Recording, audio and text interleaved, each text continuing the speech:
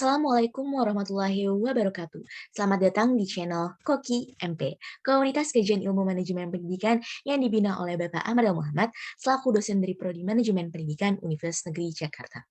Perkenalkan, nama saya Diva Maya Putri, mahasiswi dari Universitas Negeri Jakarta, Program Studi Manajemen Pendidikan Angkatan 2020B. Pada kesempatan kali ini, saya akan membahas materi mengenai kepuasan pelanggan, yang bersumber dari bahan literatur bacaan yang telah baca mengenai materi ini, yaitu kepuasan pelanggan. Selamat menyaksikan, semoga bermanfaat, dan jangan lupa ya teman-teman untuk di-like, comment, and subscribe. Terima kasih.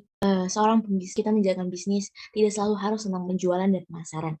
Tidak selalu tentang produk ataupun jasa dan ekspansi, bahkan modal. Berbisnis juga terkait dengan kepuasan pelanggan terhadap produk ataupun jasa yang kita tawarkan. Terdapat strategi-strategi yang dapat kita jalankan.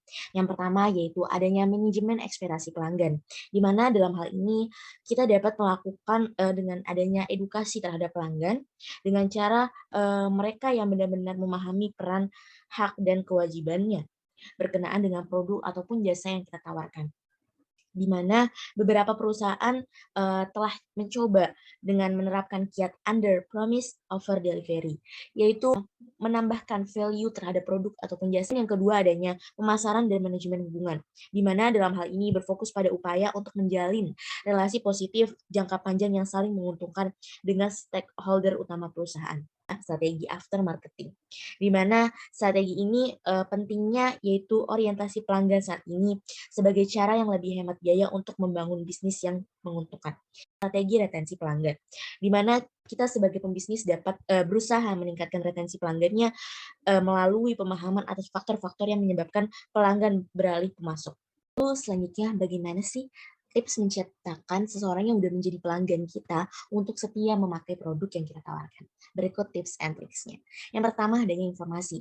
Kita dapat memberikan pelanggan tentang pemberitahuan tentang produk ataupun jasa terbaik yang kita punya atau yang baru kita punya, di mana diprioritaskan berupa informasi pada mereka tentang promosi-promosi kayak adanya potongan harga, diskon, buy one get one, dan lain sebagainya. Kemudian adanya feedback atau timbal balik. Dalam hal ini kita bisa memberikan layanan gratis sebagai pendukung produk atau jasa. Kemudian yaitu adanya kupon. Dan dalam hal ini tentunya para konsumen sangat suka sekali dengan adanya kupon belanja dari toko yang telah dibelinya sudah bolak-balik ataupun sudah menjadi pelanggan, yang harus berupa barang, terus juga yang bukan diskon. Jadi yang bukan diskon kita jadikan sebagai kupon. Kemudian yang keempat itu adanya layanan. Tentunya layanan harus kita tingkatkan, baik dari layanan segi menerima pelanggan tersebut, layanan dalam memberikan produk ataupun memberikan jasa-jasa yang kita tawarkan tersebut dengan cepat, tepat, yang sesuai dengan harapan pelanggan. Selanjutnya mengenai faktor utama dalam menentukan tingkat kepuasan konsumen pada era saat ini. Yang pertama yaitu adanya kualitas. Tentunya ketika kita memberikan produk ataupun barang berupa juga jasa, tentunya kualitas merupakan hal yang utama, di mana konsumen akan merasa puas bila hasil evaluasinya itu mereka menunjukkan bahwa produk dan jasa yang mereka gunakan tersebut berkualitas. Kemudian yang selanjutnya ada emosional, di mana konsumen tersebut akan merasa bangga dan mendapatkan keyakinan bahwa orang lain akan kagum terhadap barang ataupun produk yang dia gunakan dengan harga atau merek yang tertentu atau merek-merek yang branded dan lain sebagainya. Lalu pada pelayanan. Pelayanan juga tidak kalah penting, bahwa terutama bagi industri jasa, konsumen akan merasa puas bila mereka mendapatkan pelayanan yang baik dan sesuai yang diharapkan pada umumnya. Kemudian yang terakhir ada harga dan biaya.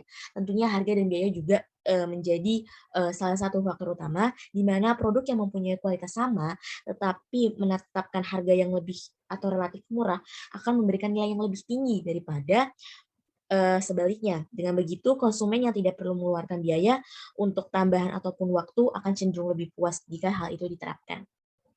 Sekian video yang dapat saya sampaikan mengenai materi kepuasan pelanggan. Kurang lebihnya saya mohon maaf. Semoga materi ini bermanfaat bagi kita semua. Wassalamualaikum warahmatullahi wabarakatuh.